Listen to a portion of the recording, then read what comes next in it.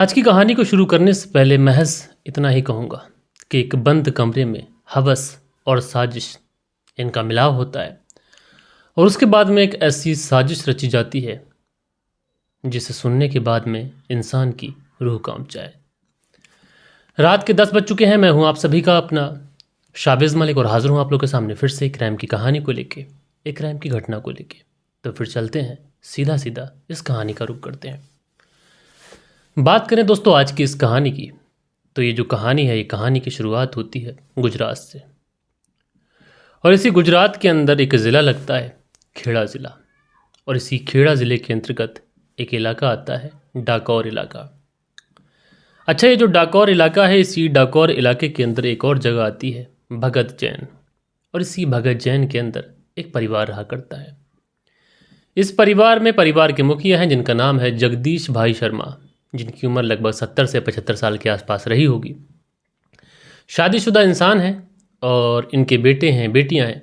बेटियों की शादी हो चुकी है, बेटों की भी शादी हो चुकी है, बहुएं घर में आ चुकी हैं, पोती पोते हो गए हैं। सारी चीज़ें इस परिवार की बढ़िया गुजर रही हैं। लेकिन इसी बीच में लगभग सितंबर साल 2023 के पहले हफ्ते की बात है कि जो जगदीश भाई शर्मा होते हैं, ये अपने परिवार में सुबह सुबह बोलते हैं कि किसी काम से बाहर जा रहा हूँ, जल्द लौट आऊँगा। उसके बाद में परिवार वाले कहते हैं ठीक है। बाकी के जो परिवार वाले थे, यानी जो पुरुष लोग थे, जो बेटे थे, वो सुबह सुबह अपनी ड्यूटी जाने की तैयारी कर रहे थे, लिहाजा वो तैयार होकर वो ड्यूटी को चले जाते हैं। बहुएं वगैरह जो थी घर की, वो बच्चों को तैयार कर कर स्कूल वगैरह भेजती हैं। उधर उसके बाद में महिलाएं जो होती हैं खाने वाने के इंतज़ाम में लग जाती हैं। अब धीरे धीरे वक्त गुजरता है, दिन का जो समय था ये दिन ऐसे ही गुजर जाता है। और उसके बाद में जो बच्चे स्कूल गए थे वो बच्चे भी लौट आते हैं। जो इस घर के पुरुष दफ्तर गए हुए थे वो दफ्तर से लौट आते हैं। इस परिवार में सारी चीज़ें वैसे तो ठीक ठाक थीं, सब लोग अपने कामों में बिजी थे, लेकिन कहीं ना कहीं जो जगदीश भाई शर्मा जो ये बोलकर गए थे कि बस अभी गया और अभी आया, वो अभी तक लौट कर नहीं आए थे। अब दोस्तों, जब परिवार वाले ये नोटिस करते हैं कि शाम का वक्त हो चुका है, जगदीश भाई शर्मा अब तक तो लौट आना चाहिए था। अच्छा, पहले कभी ऐसा हुआ भी नहीं था। जगदीश भाई शर्मा अगर कहीं जाते थे तो फिर दोपहर का खाना वगैरह खाने के लिए लौट भी आते थे, खाना वगैरह खाकर फिर चले जाते थे। लेकिन आज ना जगदीश भाई शर्मा दोपहर के समय में आए हैं और अभी भी ऑलमोस्ट शाम गुजरने को है, जगदीश भाई शर्मा लौट कर नहीं आए। लिहाजा अब घर के जो बच्चे वगैरह होते हैं, उन बच्चों में इस बात को लेकर कहासुनी होती है, एक दूसरे से बातचीत करते हैं कि कहाँ चले गए, किसी से कुछ बोल कर गए क्या, आज आएंगे भी या फिर नहीं आएंगे। लिहाजा फिर यह होता है कि चलो एक बार फ़ोन करके पूछ लेते हैं कि कहाँ रह गए। उसके बाद में फ़ोन लगाया जाता है, फ़ोन लगता नहीं है। अब जब फ़ोन लगता नहीं है तो फिर परिवार में थोड़ी सी चिंता होती है। चिंता ये होती है कहीं ऐसा तो नहीं कि मोबाइल फ़ोन कहीं पर ऑफ हो गया हो, कहीं पर फंस गए हो, आने में कितना समय लग जाएगा, कहीं ऐसा तो नहीं कि किसी चीज़ की ज़रूरत हो। अब ये तमाम तरीके की चीज़ें जहन में चलती रहती हैं। उसके बाद में परिवार के अलग अलग जो सदस्य होते हैं अपने अपने मोबाइलों से मोबाइल नंबर लगाना शुरू करते हैं। लेकिन दोस्तों, जो मोबाइल नंबर था ये लगने को तैयार नहीं था। अब परिवार वालों की चिंता बढ़ती है, कहीं ऐसा तो नहीं कि किसी ने मोबाइल फ़ोन छीन लिया या फिर कुछ और हो गया। उसके बाद में फ़ैसला ये होता है कि चलो ठीक है, ढूंढना शुरू करते हैं। अब जब ढूंढना शुरू किया जाता है तो घर के जो पुरुष लोग थे वो जगदीश भाई शर्मा को ढूंढना शुरू करते हैं। जहाँ कहीं भी जगदीश जा सकते थे, जहाँ कहीं भी उनके मिलने वाले थे, जहाँ कहीं भी उनके दोस्त लोग थे, जहाँ पर उनकी बैठक वगैरह थी, सारी ही जगहों पर जाते हैं, पूछताछ करते हैं कि जगदीश भाई शर्मा आज यहाँ पर आए हैं क्या। लेकिन दोस्तों, जितने भी लोग इस बारे में सुनते हैं वो सिर्फ एक ही जवाब देते हैं कि आज तो जगदीश भाई शर्मा आए ही नहीं। अब बच्चे और ज़्यादा परेशान, लगातार परेशानी बढ़ती रहती है, समय लगातार गुजरता रहता है। उसके बाद ये होता है कि चलो एक बार रिश्तेदारों में कॉल करके पूछ लेते हैं, क्योंकि कई बार ऐसा होता है कि घर के बुजुर्ग जो होते हैं बिना बताए किसी के घर चले जाते हैं। अब फ़ोन का क्या है कि हो सकता है स्विच ऑफ हो गया हो, ख़राब हो गया हो, तो बड़े बूढ़ों से फ़ोन संभालना भी नहीं आता है। तमाम तरीके की चीज़ें, तमाम तरीके की बातें जो है वो जहन में आती रहती हैं। उसके बाद रिश्तेदारों को कॉल किया जाता है, लेकिन जो रिश्तेदार होते हैं वो भी यही जवाब देते हैं कि जगदीश भाई शर्मा तो नहीं आए। अब जो परिवार के लोग थे उनकी चिंता बढ़ती रहती है। चाहे उन्होंने गांव में ढूंढ लिया था, चाहे मिलने वालों में ढूंढ लिया था, चाहे रिश्तेदारों में ढूंढ लिया था, कहीं से भी जगदीश भाई शर्मा की कोई भी अपडेट नहीं आई थी। और समय लगातार गुजरता चला गया था, और इस समय गुजरने के साथ में ना तो कहीं से कोई अपडेट आई थी और ना जगदीश भाई शर्मा खुद घर लौट कर आए थे, और ना एक बार भी उनका मोबाइल नंबर स्विच ऑन हुआ था। अब दोस्तों, परिवार के इंतज़ार में, ढूंढने में किसी चीज़ की कोई कमी नहीं थी, लगातार ऐसे ही समय गुजरता रहता है। 2 दिन का लंबा समय गुजर जाता है, लेकिन 2 दिन के बावजूद भी जो जगदीश भाई शर्मा थे, इनका कहीं से भी कोई पता नहीं चला था। उसके बाद में परिवार वाले ऐसा करते हैं कि जिन जगहों पर पूछा था एक बार फिर से उन जगहों पर जाते हैं। शायद किसी को कुछ याद आ जाए, किसी ने कुछ देखा हो, उस समय याद ना आया हो तो अब बता दे। अच्छा, इस बात की खबर अब जो थी वो धीरे धीरे पूरे गांव के अंदर चल चुकी थी, और गांव के जो लोग थे वो भी जगदीश भाई शर्मा को ढूंढना शुरू कर देते हैं। साथ साथ व्हाट्सएप, सोशल मीडिया, तमाम जगहों पर सर्कुलेट भी कर दिया जाता है। साथ के साथ गुमशुदगी का इश्तिहार भी छपवा दिया जाता है कि किसी ने जगदीश भाई शर्मा को अगर देखा हो और किसी को अगर कहीं मिले तो उनको इतना इतना इनाम भी दिया जाएगा। इसी बीच में परिवार वालों के जहन में ये आता है कि हमारा एक दूसरा घर भी है जो कि चोल इलाके में है। तो कहीं ऐसा तो नहीं कि जो बाबूजी हैं वो उसी घर में जाके आराम वगैरह कर रहे हों और फ़ोन वगैरह स्विच ऑफ हो गया हो, तो एक बार उस घर पे भी जाके देख लेते हैं। लिहाजा परिवार के जो सदस्य लोग थे वो चोल इलाके में पहुंचते हैं। अब जो कमरा बना हुआ था वहाँ पे फर्स्ट फ्लोर पे था, और जब वहाँ पर पहुँचते हैं तो देखते क्या है कि जो फर्स्ट फ्लोर वाला कमरा है उस पर तो ताला पड़ा हुआ है। यानी परिवार वाले ये सोच रहे थे कि जगदीश भाई शर्मा अपने उस वाले घर पर जाके आराम कर रहे होंगे, लेकिन वो यहाँ पर थे ही नहीं, ऑलरेडी ताला पड़ा हुआ था। परिवार वाले बेचारे मायूसी में लौटते हैं। लौटने के बाद में 1-2 दिन और गुजर जाते हैं। अब परिवार बहुत ज़्यादा परेशान है, क्या करे, कहाँ जाए, किससे पता करे। फ़ोन नंबर बार बार लगा रहे हैं, वो स्विच ऑफ ही बता रहा है। साथ के साथ लोगों से फिर से जाकर पूछ रहे हैं।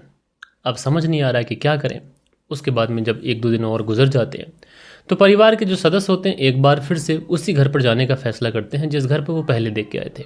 कई बार ऐसा होता है कि अगर किसी की कोई चीज़ गुम हो जाती है या फिर कोई इंसान गुम हो जाता है तो उसको किसी जगह पर जाकर बार बार देखने को भी मन करता है कि हो सकता है कि हमने देखने में कोई गलती कर दी हो, चीज़ वहीं पर रखी हो या फिर वो इंसान वहीं पर हो। यही सोचकर ये जो परिवार था ये चोल इलाके में फिर से पहुंचता है। पहुंचने के बाद में फिर देखते हैं तो ताला पड़ा हुआ है। लेकिन इस बार जब ये परिवार वहाँ पर पहुँचा तो इस परिवार को अजीब सा महसूस होता है।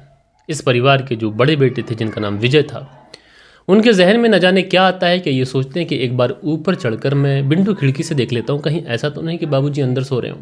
अब इस तरीके के ख्यालात आ रहे हैं परिवार के मन में, भले ही ताला बाहर से पड़ा हुआ है।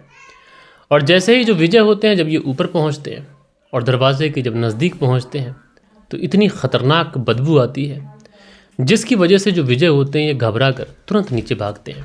अब रोनी सी आवाज़ इनकी होती है, आंखों में इनके आंसू हैं, और रोनी सी आवाज़ में ये अपने परिवार वाले लोगों से कहते हैं कि ऊपर वाले कमरे से बहुत अजीब सी बदबू आ रही है और न जाने मुझे क्यों ऐसा लग रहा है कि ऊपर बाबूजी हैं। अब परिवार वाले जब इस तरीके की बात विजय के मुंह से सुनते हैं तो परिवार को झटका लग जाता है, पांव तले से ज़मीन सी खिसक जाती है। यानी विजय ये कहने की कोशिश कर रहे हैं कि ऊपर बाबूजी की लाश है।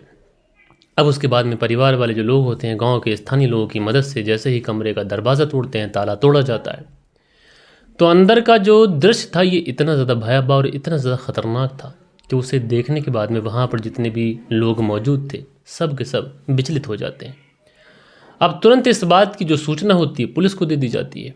पुलिस तुरंत मौके पर पहुँच जाती है, और जब पुलिस मौके पर पहुँचती है और उस कमरे के अंदर इंटर होती है तो यकीन मानिए दोस्तों, पुलिस का भी बुरा हाल होता है। पुलिस देखती है कि यहाँ पर लगभग 70 से 75 साल का एक व्यक्ति है और उसकी डेड बॉडी पड़ी हुई है। लेकिन दोस्तों जब पुलिस वालों की नज़र डेड बॉडी के ऊपर पड़ती है तो डेड बॉडी इस अवस्था में थी कि उसे देखने के बाद में हर कोई परेशान हो जाए। दरअसल ये जो जगदीश भाई शर्मा थे, इनकी जो डेड बॉडी थी ये पूरी तरीके से नग्न अवस्था में थी।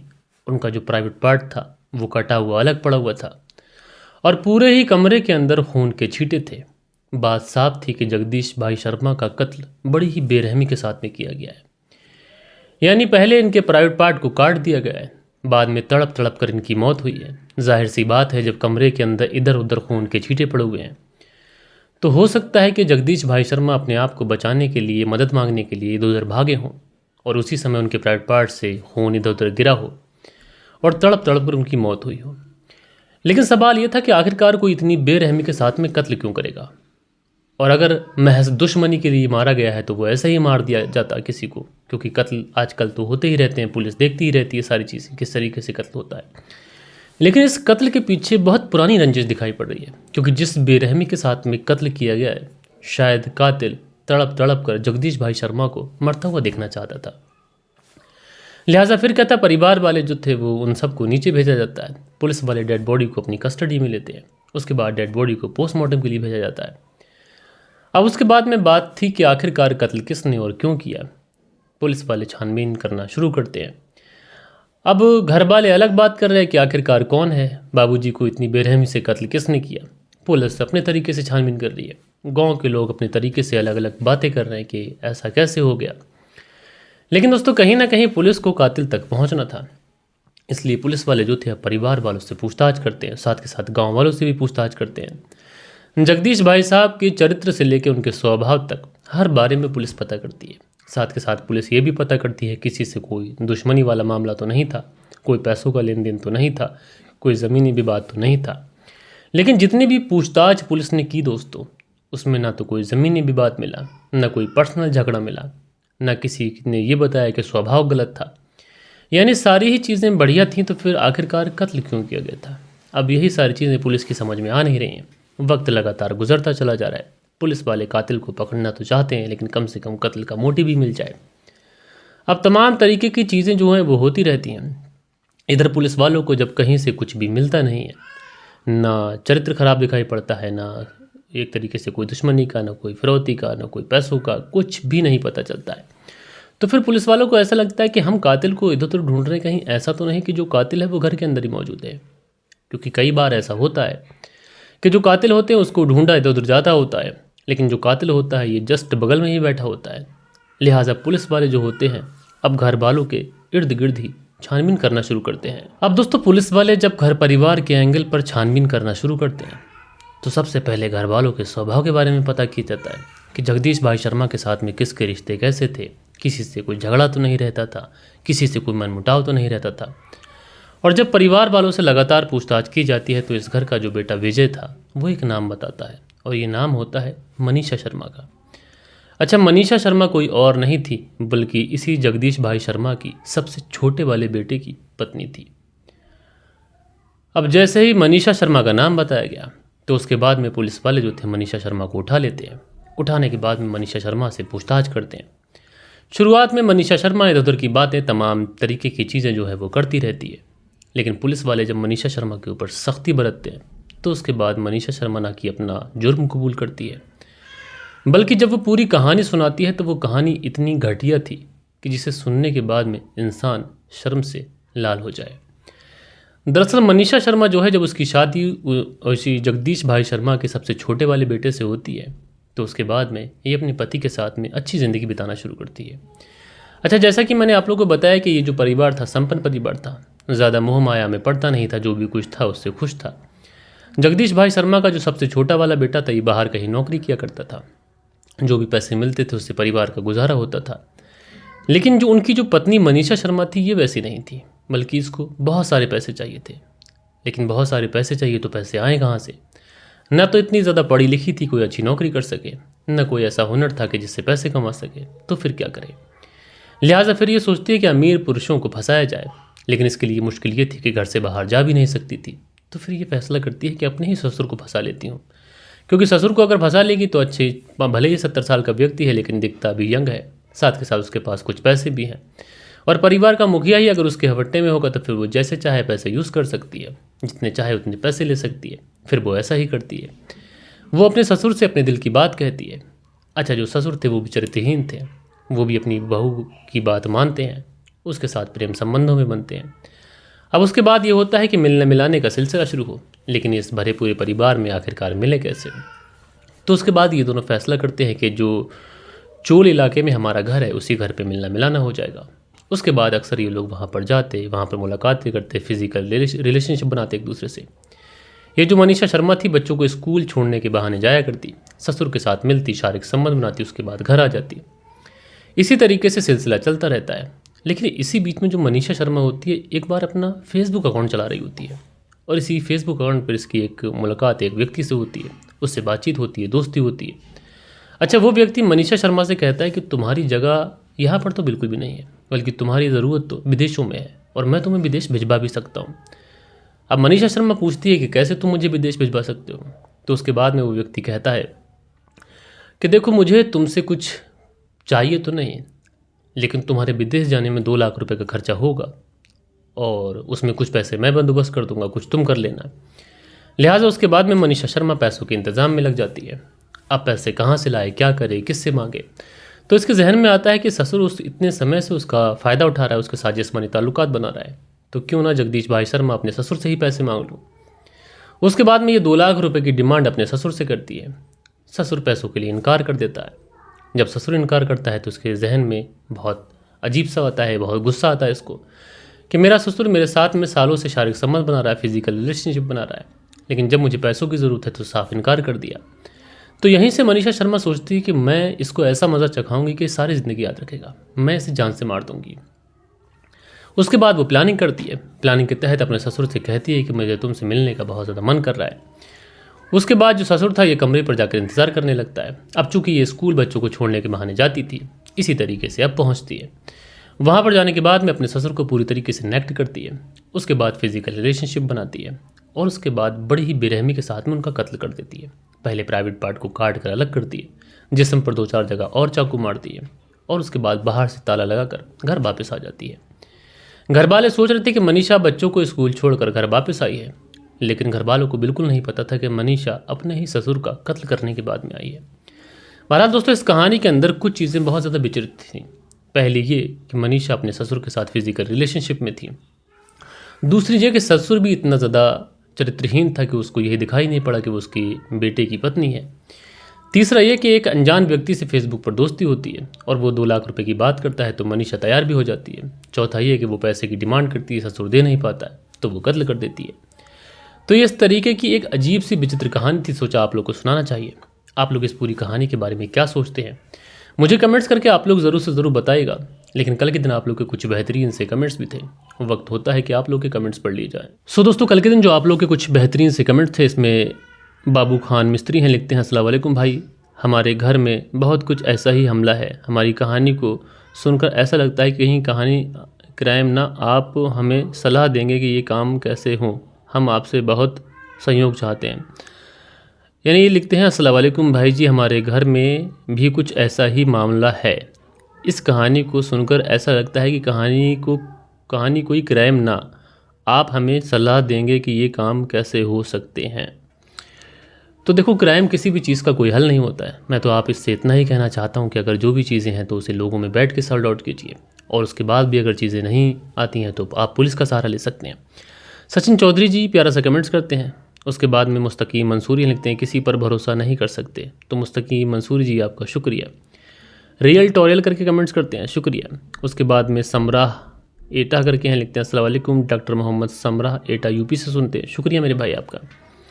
इरशाद जी हैं, लिखते हैं कोशिश करने वालों की हार नहीं होती। तो इरशाद अहमद जी, बस यही कोशिश है, यही उम्मीद है और यही हौसला है जो आप लोग मेरा बना के रखते हैं। उसके बाद में अगला जो कमेंट्स है, ये कमेंट्स है ए चौधरी जी का, लिखते हैं जिसने माँ बाप का दिल दुखाया उसने बताओ कब सुख पाया। बहुत अच्छी बात कही आपने, शुक्रिया आपका। परवेज़ प्यारा सा कमेंट्स करते हैं। नरगिस बानो हैं, लिखते हैं संभा पुलिस, तो शुक्रिया।